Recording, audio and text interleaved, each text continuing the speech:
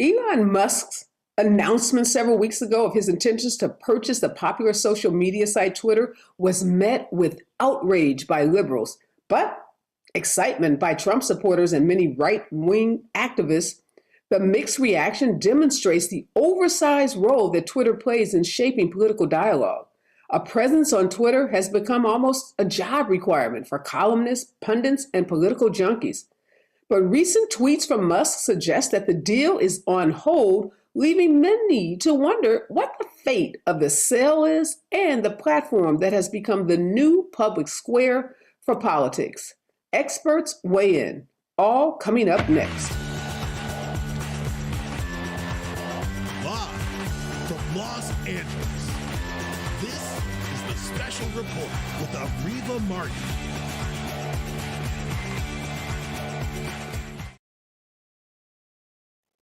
On April 4th, Elon Musk bought 9.4% of Twitter's shares for over $2 billion. Then on April 5th, he got a board seat on Twitter's board. On April 14th, he offered to buy the entire company for approximately $44 billion. Now, in the last 24 hours, Elon Musk has announced that he is putting his bid to acquire Twitter on hold. The news sent Twitter shares down more than 20% in pre-market trading before the stock rebounded somewhat. Now, but 2 hours later, after announcing that the purchase and acquisition were on hold, Musk tweeted again that he is still committed to the acquisition. Now, what are these billionaire games that Elon Musk seems to be engaged in, and what does it mean for Twitter, which has become, as I said, the public square for political discourse for so many, from anchors to reporters to columnists, journalists, and definitely talking heads? Here to help us understand what the financial issues are with respect to Twitter, it's my first guest, Brian Quinn. He is a professor at Boston College of Law, where he teaches corporations, venture capital, and mergers and acquisitions. And prior to teaching, Professor Quinn worked in Silicon Valley, where he represented tech companies in mergers and acquisitions. Good morning and welcome, Professor Quinn. Hi, Areva. Thanks for having me. Wow. So, okay, you're at that law school that's a little down the street from the one that I went to, but I took corporations, and I remember, not so much, but I do remember this concept called due diligence. And there are reports out that Elon Musk did not do any due diligence before entering into this contract to buy Twitter for $44 billion. So first, help us understand what due diligence is. Give us the fifth grade analysis of it, and also explanation. And secondly, how is it that a deal for the kind of money we're talking about could have been entered into without due diligence? Yeah, so due diligence, if you've purchased a house recently or at any time in the past, you remember you sign the contract and then you say, well, we want to have an inspection. And some expert comes in, looks around the house, says, okay, the house is pretty much okay. And then based upon that, you go ahead and you close the deal. Well, due diligence in the context of mergers and acquisitions is a bit like a home inspector, right? You get an opportunity before you sign the contract to go in, kick the tires, ask all the questions you want to ask. And then based upon all the information you're able to gather, you then make an offer, you put together a price. You say, based upon what I've learned about the company, I'm going to make an offer. In this case, Elon Musk, he waived due diligence. He said, he made his offer basically by tweet. He said, I'll buy the company for $54.20. That's my offer. I don't need to do due diligence. He had an opportunity to ask questions, and look, he decided it wasn't worth it. He'd be happy to buy the company at that price, and he moved very, very quickly to make an offer. Now, that's very unusual. It does not happen very, very often at all. So what we're hearing now, Professor Quinn, is some backtracking on the part of Elon Musk. And the big issue right now, at least the public issue that we're hearing about, has to do with these bots. Help us understand why Elon Musk is making a big deal about these bots, and what's the issue? Yeah, well, the bots, really, that's just a pretext, right? So what's happening with this is really a very, very common story in mergers and acquisitions. Happens a lot. This is a very, very different circumstance because we've got the richest man in the world who's basically buying a company on what seems like a whim. But nevertheless, the situation we're in is very common. And that's this. You buy the company, you sign the contract, and then a couple of weeks later, you realize, hey, maybe I overpaid, right? You get that feeling like you walked off the car lot and you just got ripped off. I paid too much. How do I get my money back? Or how do I not do this deal? And so what he's doing now is he's pointing to this disclosure by the company that they have 5% of their users are bots based on their estimate. And he's saying, well, that doesn't sound right. Sounds like there are more. And geez, that sounds like what he calls a material adverse disclosure. And maybe I won't do the deal. Right. So this is just a pretext for him to try to renegotiate the deal or to attempt to walk away, mostly because the whole question of bots, it's not unknown to people. Anyone who's used Twitter knows it's full of bots. In fact, I think Elon Musk got into a spat with some young 17-year-old who has the Elon Musk jet bot that follows Elon Musk jet around the world. So it's not unknown. In fact, when Musk decided to buy the company, he said one of the things he was going to do was going to clean up all the bots, right? And the disclosure that he's pointing to is the same disclosure that the company has made over the last few years. So this is not even new information. What we're reading, Professor Quinn, is that he's trying to force, again, by tweet, not the normal way that these kinds of big mergers and acquisitions take place, but he's trying to force the current CEO of Twitter to prove to him that the bots are less than 5% of all users on Twitter. Is that a common practice that you would try to force the company that you're purchasing to prove something other than what's already been filed in their SEC disclosure documents? Yeah, that's not a thing. So typically, again, these kinds of questions are the questions you might ask in due diligence, right? You might end up in due diligence looking at all sorts of disclosures and then, ask the question of the CEO, hey, is this really true? How do you come about this before I make you an offer, right? And then you have to work that out before you make the offer. In fact, he waived due diligence. He said, what you've put down on paper is fine by me and I'm happy to sign away. So now he's saying that I'm putting the deal on hold until I get sufficient assurances about the number of bots. It's not a thing. It's a pretext because what he'd like to do is find a way to renegotiate the price and come down some. So we're not going to see the CEO of Twitter start producing some documents now that should have been produced during this due diligence phase. No. He doesn't have to. It's not on him to do that. No. So let's talk about this fine. It's been reported that this deal included a $1 billion fine, I'll call it, if he backs out of it. Elon Musk just says, hey, the price is too much. I don't have enough liquid cash. I don't want to impact my Tesla stock or whatever he comes up with for an excuse. That he still owes Twitter $1 billion. So is that kind of, triggering clause for that large amount of money? Is that common in a deal this size? Well, for normal people like you and me, $1 billion is a lot of money, right? Now, in the context of this transaction, the $1 billion, it's called a termination fee. It's not all that unreasonable, given it's a $44 billion company. The key thing to keep in mind is that in most contractual disputes, and this is what we call a termination fee that gets deployed when there's a dispute between the parties, right? Mm-hmm. In most contractual disputes, as you remember from contract law, right, you have all sorts of remedies, right? You can ask for all sorts of things. And here, what the parties have done in the contract, and this is typical for mergers, is they say, no. We know we have a whole variety of remedies. We just want two. One is a termination fee. In the event Musk doesn't want to close, he can pay us $1 billion, right?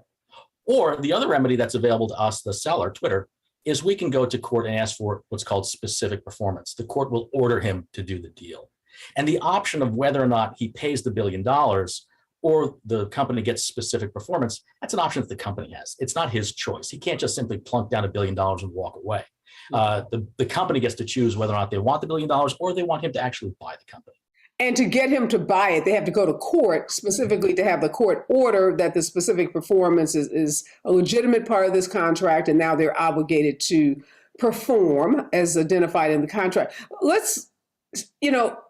During this process, he being Musk, is tweeting and making disparaging remarks about the company. Some believe he's doing it trying to destroy the company because he doesn't want to buy it. And he's, this is his way of taking the company down. So we know in these contracts, there are often clauses about disparaging remarks or conduct. Is something like trolling the company or making negative tweets, is that, been incorporated in these non-disparagement agreements? Yeah, so this is a little weird. So this contract includes a typical non-disparagement provision that says basically the parties won't, public disclosure provision says parties aren't going to say anything in the public unless we agree, and we're going to keep it all kind of in a tight ship, except that Musk can and will tweet about the deal. Oh, so that's specifically outlined in the contract that he can tweet about it.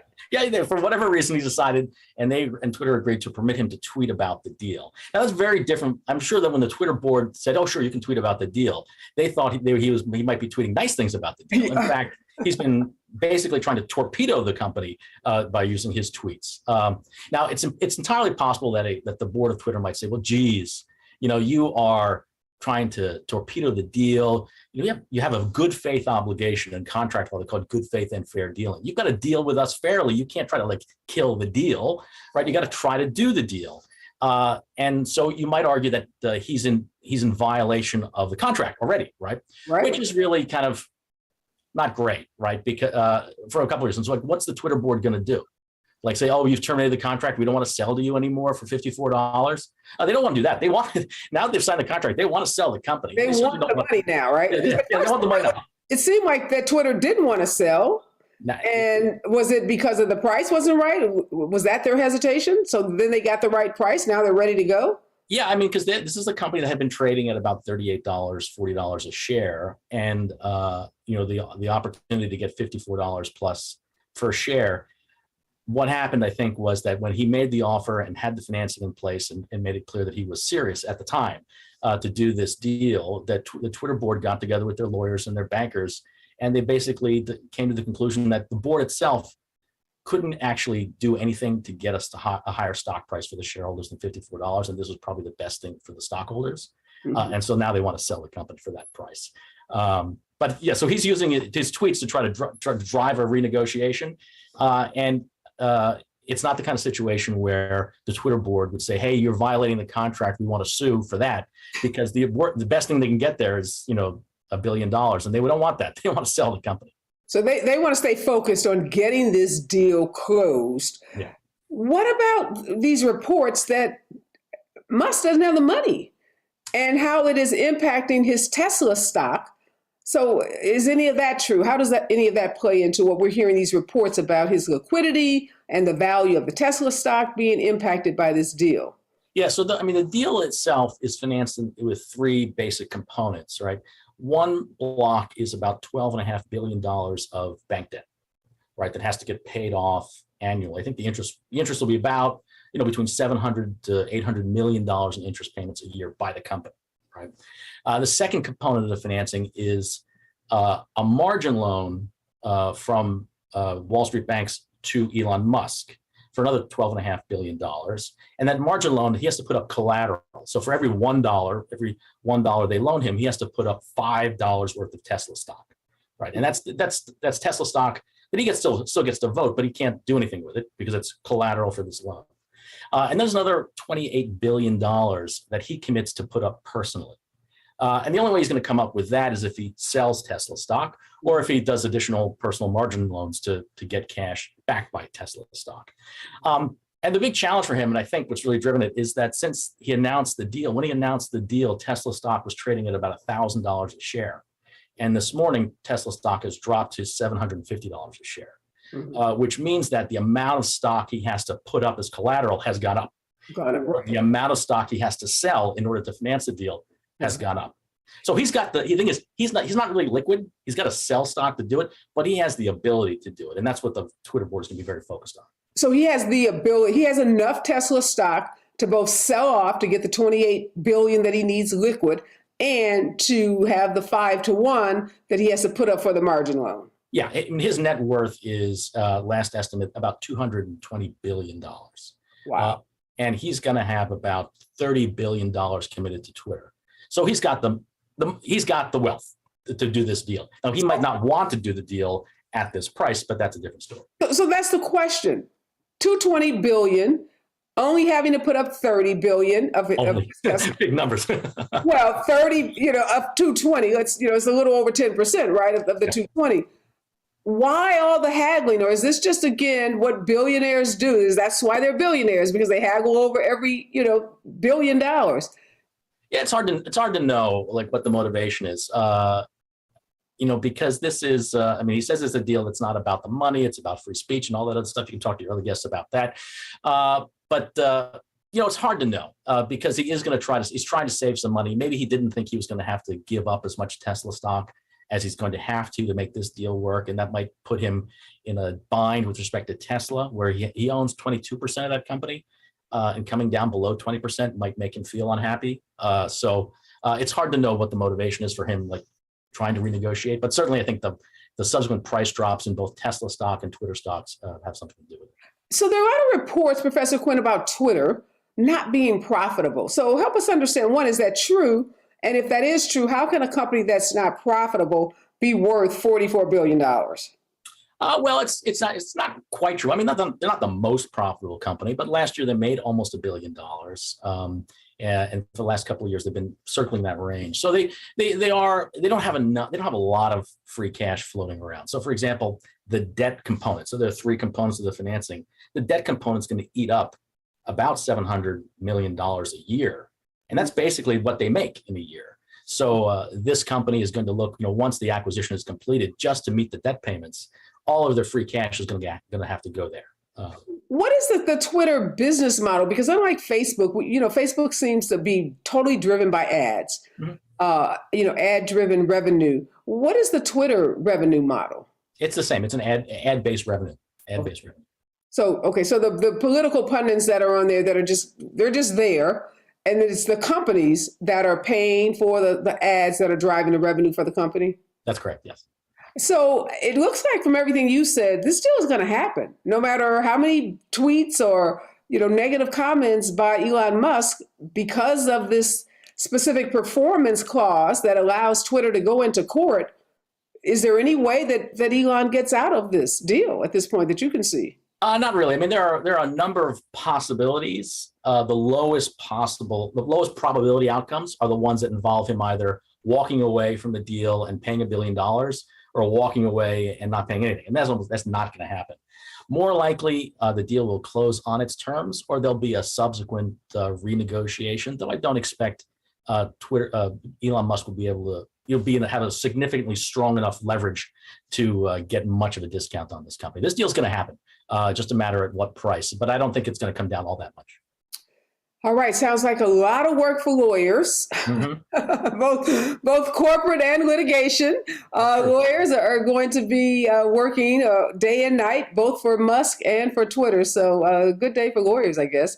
I don't know about for free speech, but we've got to keep those lawyers working. Thank you so much, Professor Quinn, for helping us understand the financial complexities associated with this deal, and telling us this is going to happen, because I think many of us are reading these reports and accounts thinking the deal is going to bottom out. But it sounds like there's too much at stake, and Twitter has too much leverage at this point, and Musk is kind of giving away the baby with the bathwater, and he's going to own Twitter.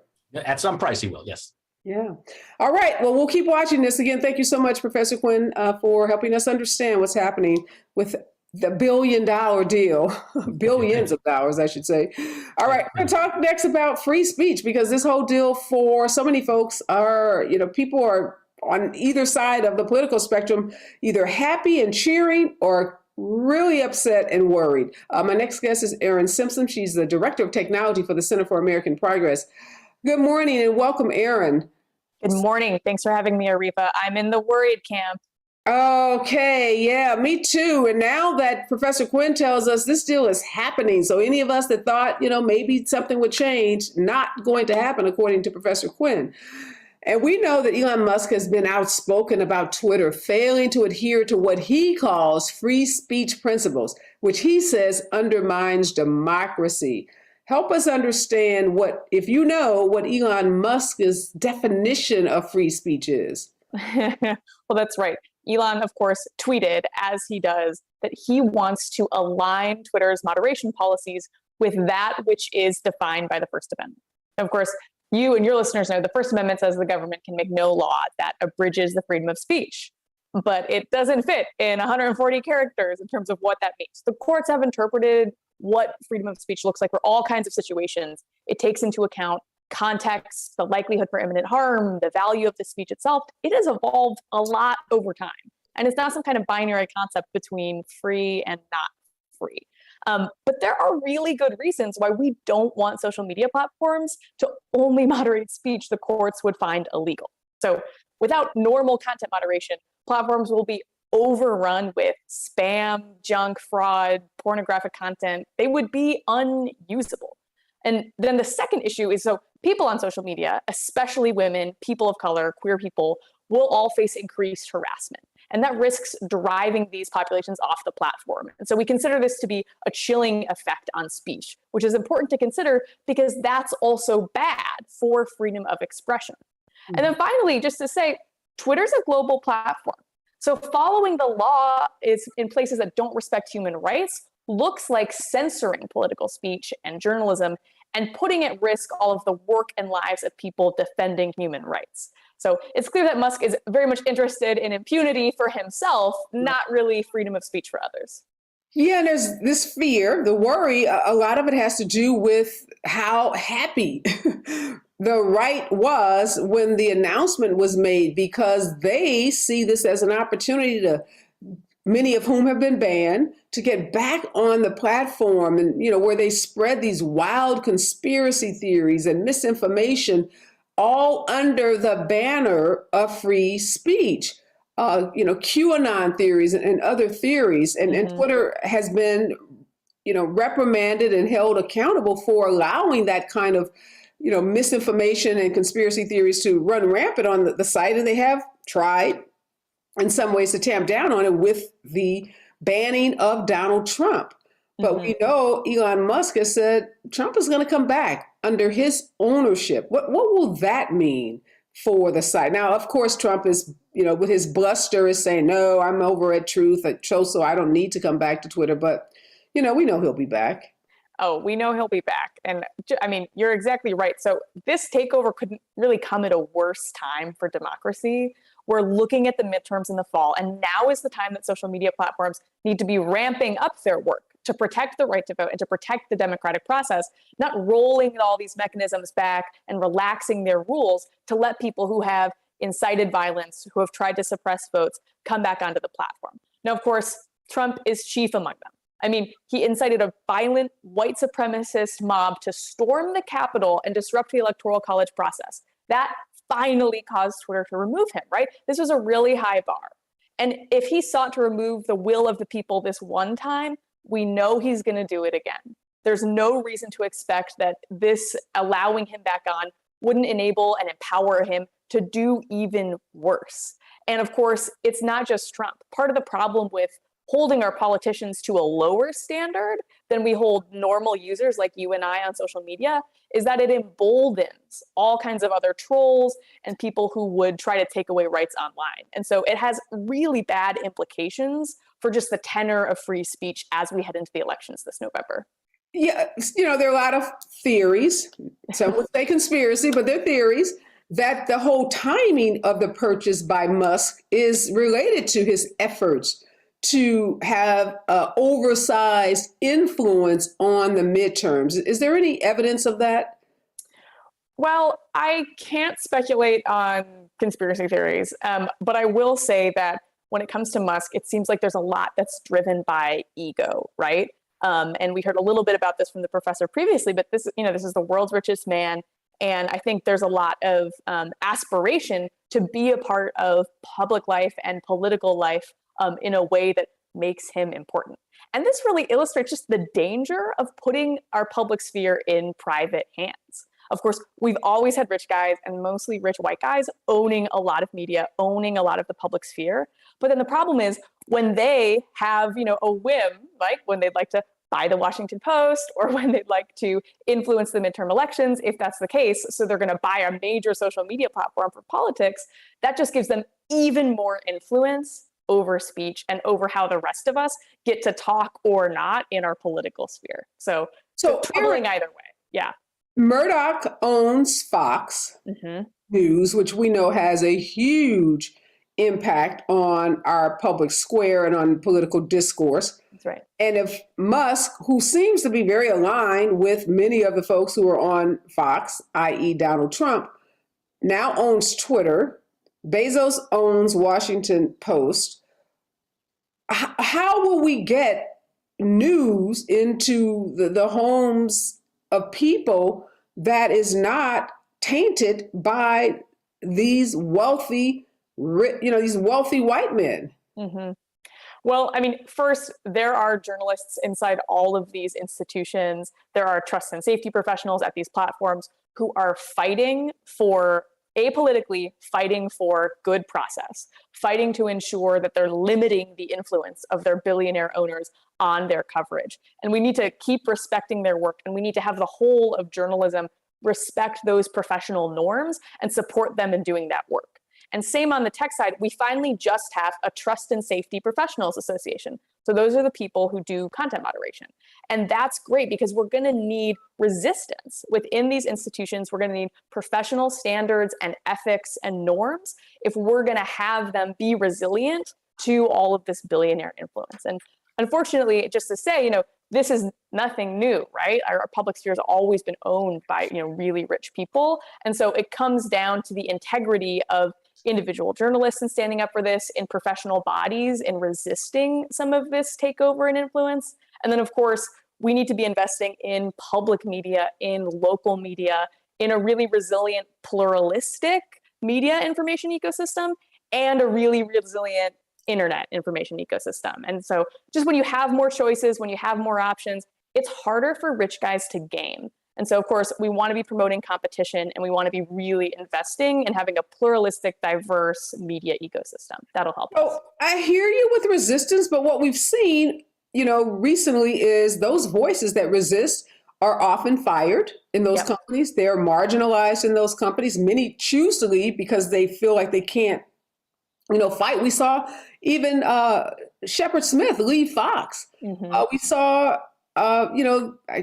it's the big guy, Chris Wallace, left Fox, for CNN Plus. That didn't work out. And what they were both saying is that it just became unbearable.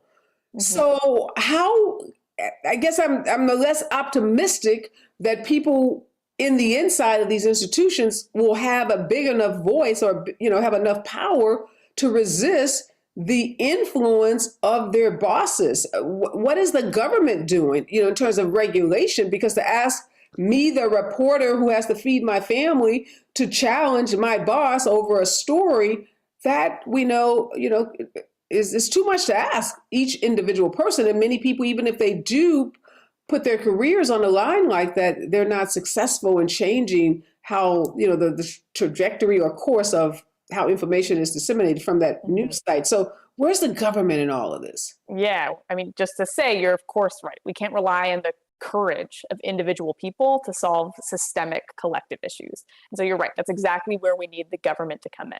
I'll talk about some of the things I think they can do on the social media side, on the tech platform side. So we're reckoning in all kinds of ways with just the pure lack of accountability and lack of consumer protection on social media. So on that side, Congress and the Federal Trade Commission, the FTC, have a lot of work to do to ensure that we at least have a window into how these important services are working. Because if we know what's going on, if we know how the algorithms are being shaped, if we know how content moderation is going, that at least provides a bit of an accountability check for the public and for other journalists who are looking. And it can help us regulate a little better if we actually know. Let me stop and ask you, because I'm thinking about television. So, on television, certain words you can't say during, daytime television, during primetime television. Why aren't similar regulations imposed on these information sites that are essentially news networks? So if you're on the nightly news, you're not going to say the F word. There's just certain words you can't say. So why is it that these social media sites, these news sites, have this, what appears to be broad freedom to say or do anything, unlike the network news? Yeah, these are the times I wish I had a whiteboard. So the real difference between sort of traditional media and internet or digital media comes down to broadcast versus network. So broadcast, it's one to many. You and I are talking to all of your many viewers, and yeah, you get feedback from them via, comments, and you listen to what they want, but it's really you broadcasting one to many. And when it comes to internet networks, the problem with sort of getting in there and regulating stuff like specific speech, and we do regulate some speech online, it's that it's a network.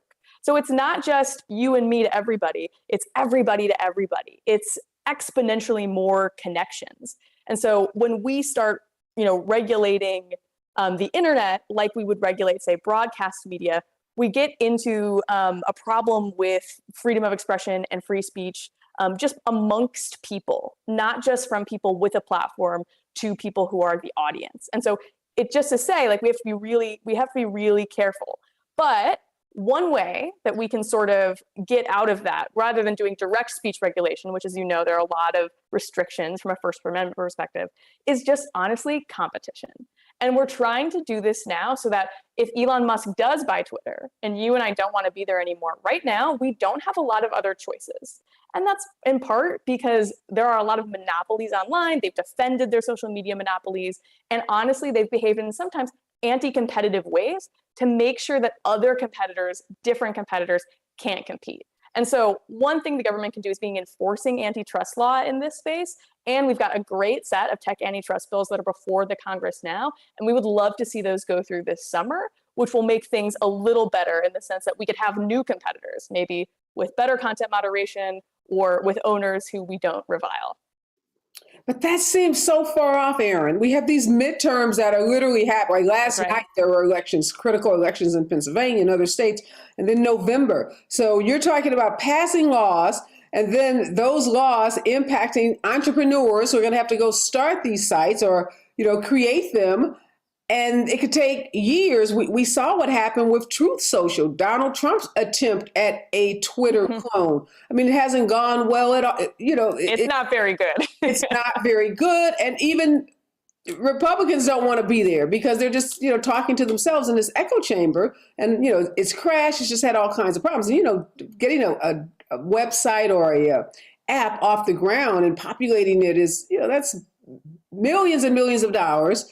And years of cultivation and development and work. So I hear you with that long-term legislative solution, but is there anything short-term that's going to happen? Because we're not going to get like a Twitter clone overnight where everybody on Twitter can migrate and leave Elon and Trump alone. Like, let you two guys stay there. We're all going someplace else. That's not going to happen quickly. So is there anything the government can do now? You're right. We're trying to do two things at once in terms of the long term. We got to rebuild an information environment that's better so we don't end up like we are now. And in the short term, we're just trying to reduce the harm of what we have today. And frankly, there's not a ton the government can do in the short term. Now, we can communicate well. We can have, especially our state and local level governments, being out there, communicating really effectively about how people can vote, about inoculating against some of the disinformation that we're going to see. But in terms of this Congress and what they could feasibly do, I mean, we can pass competition legislation, we can pass transparency legislation and privacy legislation this summer. We should do that. We should absolutely do that. That will get us to not a better social media, but at least a less bad social media in the next couple of years. But you're right. As we're looking toward now in November, we need to be, I think, outside of government, as civil society, as platforms, as journalists, doing everything we can, because help is not necessarily on the way immediately from a policy perspective. That's just not the timescale that they can move at.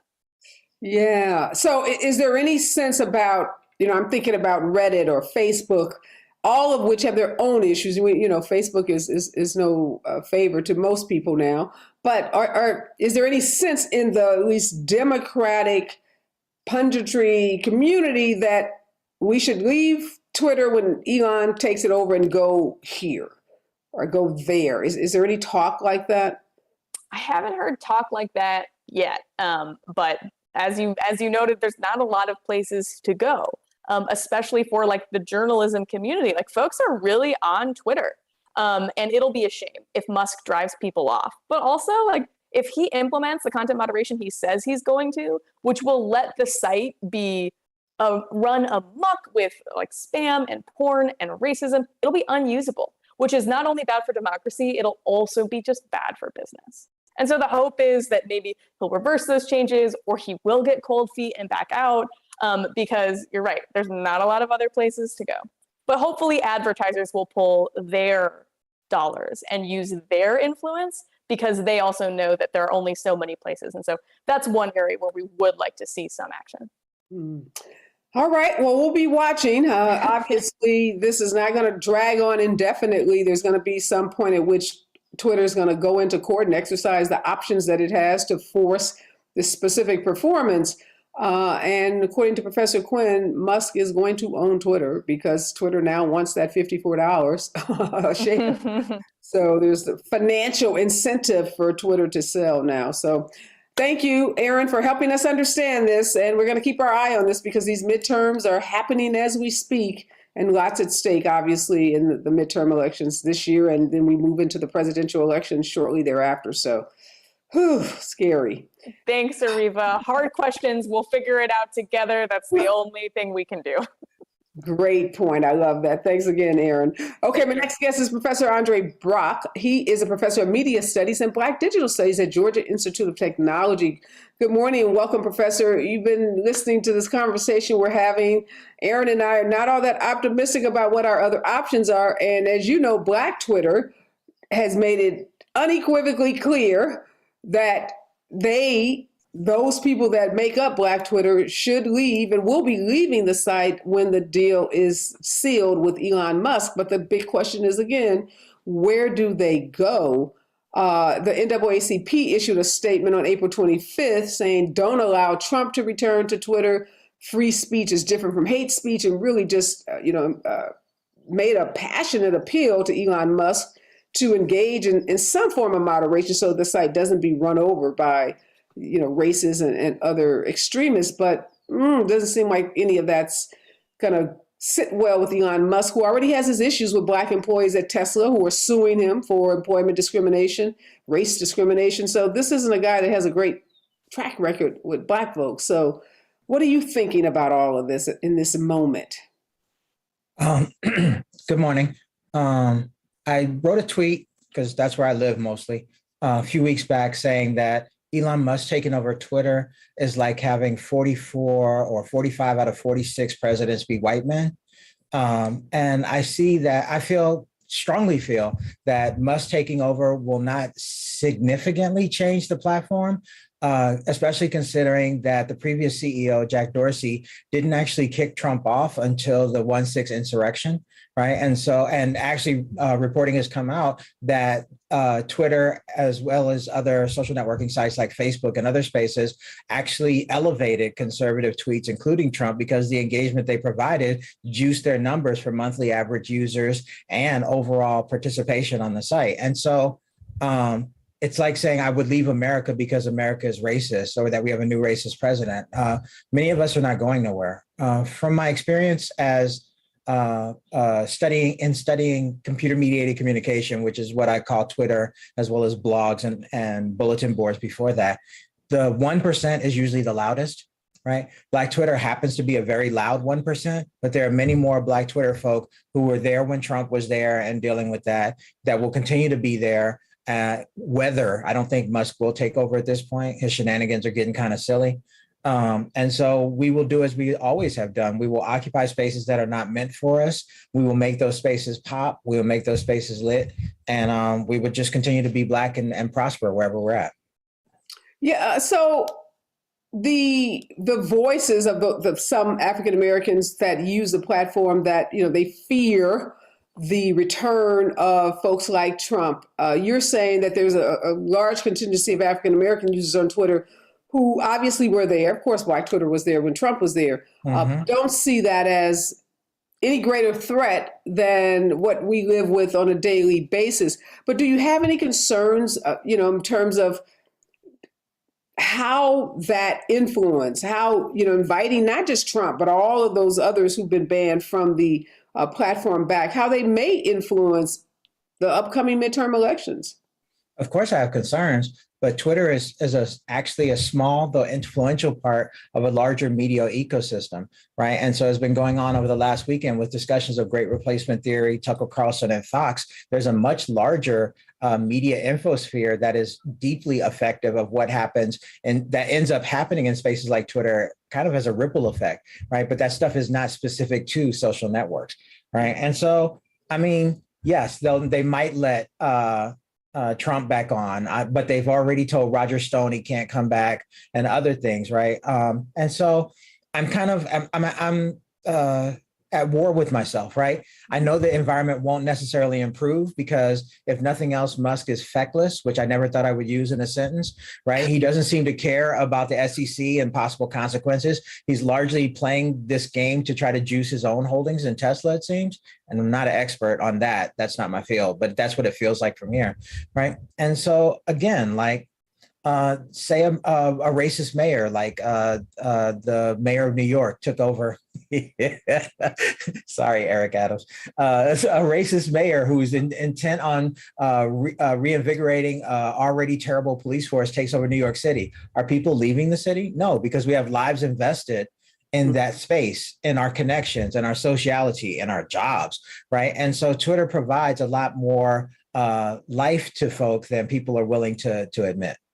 So you mentioned the extreme voices and that Twitter and other platforms were elevating the tweets of Trump and other extremists because they juice the numbers.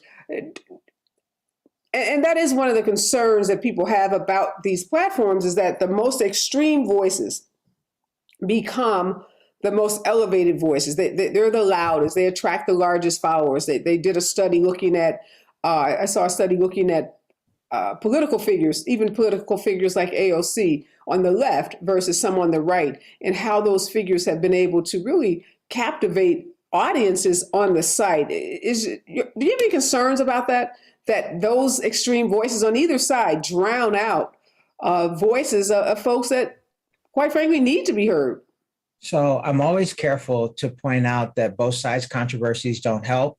Both sides' arguments don't help when one side is devoted to destroying democracy and promoting policies of xenophobia, terrorism, and racism. And the other side is like, yo, let's give people more benefits, right? Those are not two equal sides of an equation. That's one who wants to destroy a society and one who's trying to promote ways to actually fix it. Well, not that I'm a fan of AOC. The question is about people having positions and getting louder voices than other people. So I'm not suggesting that Donald Trump and AOC are disseminating the same messages. That wasn't the point of the question. The question is about any person who espouses something that is seen as extreme on either side. So to the Republicans, what AOC espouses is seen as extreme to them, gets more attention on the platform. That's the point I'm making. Well, this is the trick with social networking services, is that they promote a flat hierarchy that to our eyes should be seen as meritocratic, where one person should have a voice that's equally able to be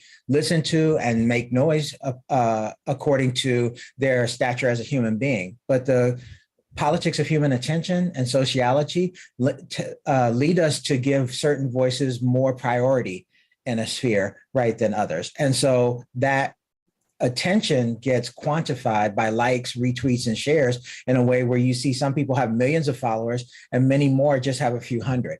That being said, Twitter is one of the few spaces which allows people with a few hundred followers to speak directly to people with 1 million followers in ways that are super valuable. It's one of the closest things we've had to an actual public sphere, and I would argue ever, in part because of the features of interactivity and discourse that are prominent on the platform, which are not visible, as your previous guest said, for broadcast television, for example, or for talk radio, where y'all get to by necessity have to choose who you get to be in dialogue with, right? And that quality of unfettered access makes a lot of people nervous. That quality of also gaining lots of followers makes people nervous because it begins to seem like a cult of personality, right? The concerning part for me is that for many of the largest accounts, including Musk and AOC, right, a lot of their followers have been determined to be bots, right? Which means that there are automated accounts which have been designed to build networks of other automated accounts and make it seem that they're and amplify the words from those accounts in ways that can be difficult to counter, right? But again, especially because of the way Twitter works, you can choose not to listen to those, not to follow those. So I write about state-sanctioned videos police killings or mass shootings. And one of the things I argue is that what Black folk have done when those things come up on the timeline, they immediately tell all their followers, don't retweet that, don't post that, don't share that, right? And it's an ad hoc way, it's a folk way of trying to control an information sphere. And I think that's something we could all pay attention to. Why do people say that about those tweets? I'm a little confused. In part because it's a way of experiencing racism without racists. The network serves it up to you, and you can't say the network itself is racist, but it's depicting a racist act that you can see. I thought you said you tweet these things. No. I don't retweet those things at all. But I follow people who urge people not to retweet those things. Oh, I see. Right? Okay. Right. And so it's a folk content moderation tool, right? If you think about it like that. And so influence is definitely a tricky thing to handle, particularly in spaces which are now organized around the idea that engagement equals money, right, for investors and for the network and for advertisers, right? But there are things that Twitter has afforded, which sets it apart in many ways from Facebook and other spaces that allow you to have more control. So Twitter just instituted access to third-party tools, which allow you to block or otherwise mute people who harass you and their followers, right? Which is a direct response to the ways that people like Mike Lindell and what's the guy? I want to say not Alex Stamos. That's the former security at Facebook. But there are other trolls, Milo Yiannopoulos, right? When they would send people to harass you in your mentions and their followers, you could block them and everybody who follows them, and that would keep that influence off your timeline, right? So there are things to be concerned about, absolutely. But there are also ways that we can tend to this garden that make it a more hospitable space for all of us to talk to and at one another. Just finally, Professor, I talked with Aaron about, those folks that are planning to leave or think they're going to leave, where do they go? Is there another platform that you identify with that has the same, that provides the same level of interaction that you just described that Twitter does for those people who are definitely what I'd call political junkies or, tied into the political news or want to be tied in daily to the political news? There's no service or platform that offers the same, but I say this to my students: you're not the same person on Facebook that you are on Instagram, that you are on Twitter, that you are on Snapchat. So the choice is, which element of you do you wish to promote, right? There are spaces which do work to moderate the conversations that happen in their spaces, but they're largely buried within other larger platforms. So one of the spaces I follow is Black People Twitter on Reddit, right? And Black People Twitter came under a lot of attention a couple of years ago because they demanded that in order to participate in the conversation, each user had to post a picture of their forearm next to a note that said what day and date it was. And a lot of the white users got frustrated, right? But the Black moderators felt that in order to keep those conversations for Black people, about Black people, by Black people, they wanted to institute a mechanism to ensure that the people who participated had, quote unquote, skin in the game, right? And there are ways to do this, right? There are ways to do this across all platforms. But again, I often say the problem with having an open mind is that people want to put stuff in it. Twitter is actually the manifestation of that saying, right? So the fact that it's open allows me to get to know you and your producer and the other guests on the show. It also means that I get randomly harassed or bombarded by people who think that my teaching of critical race theory is a problem, right?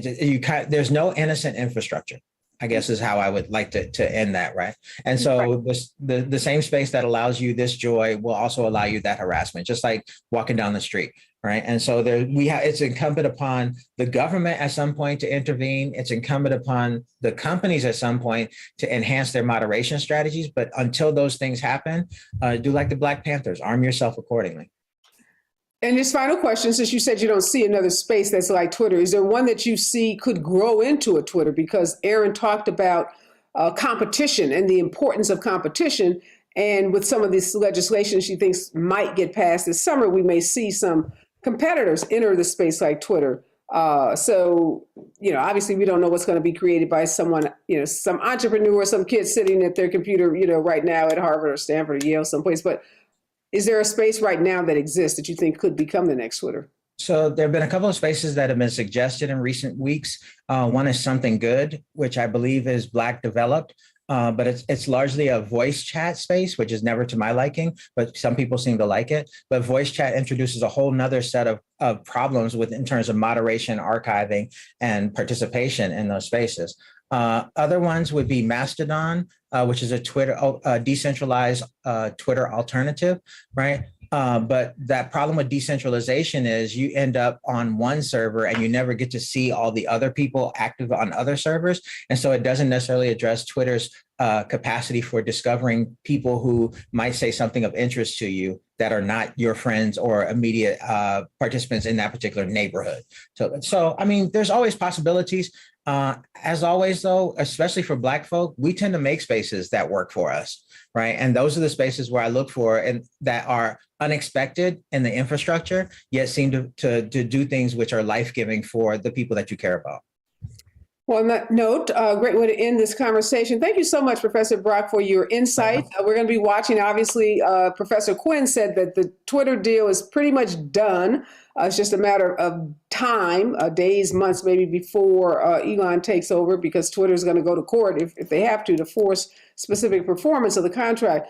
We'll see. We're going to be watching this. I think all of us are watching this space every day to see what Elon tweets, as well as to see what, Twitter does in response to those tweets. We'll be watching, obviously, too, what happens with Black Twitter. As you said, it's not a monolithic group. Some are going to stay and some may leave. So we'll be tracking that as well. But thanks so much for your insights this morning. Thanks for having me. All right. I want to thank all my guests this morning. Really interesting conversation.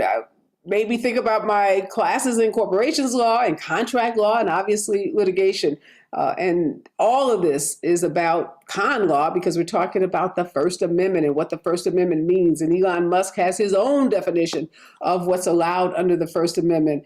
I just know it couldn't be a good thing to have white male billionaires own all of the ways that we receive news and information in this country, from the Washington Post to Fox News, now to Twitter, to have three of the richest white men in the country or in the world really own those channels of news is troubling. And anybody not worried about it should be, because if people like these men get to control what information is put into the universe, they get to, in some ways, control our minds. And there are studies out there to show millennials in particular use Twitter as their only source of news. So imagine if Elon Musk is dictating what the news is that your millennial student or young adult is receiving.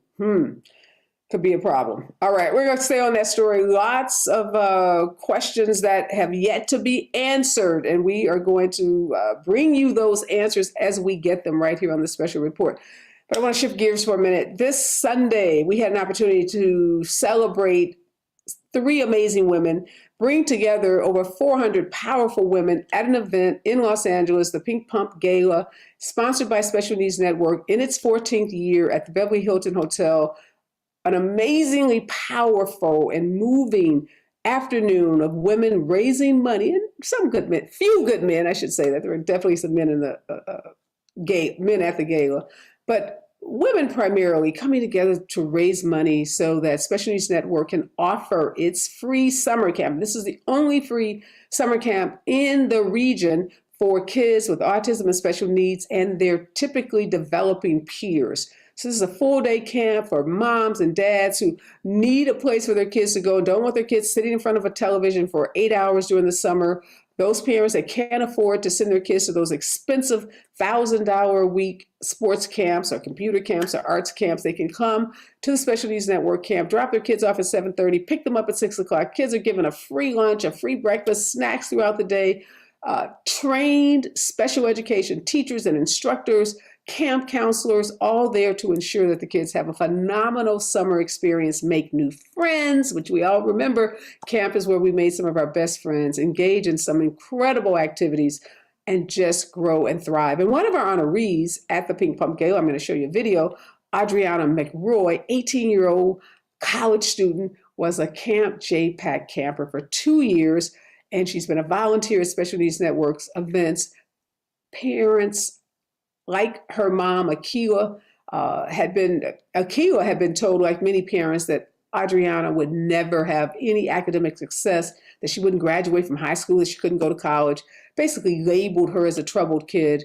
And her mom found Special Needs Network and our programs. She learned how to advocate for her daughter. Her daughter and her were on a mission to defy the odds, to prove those administrators and those teachers wrong. And that's exactly what Adriana did. So let's take a look at Pink Pump 14.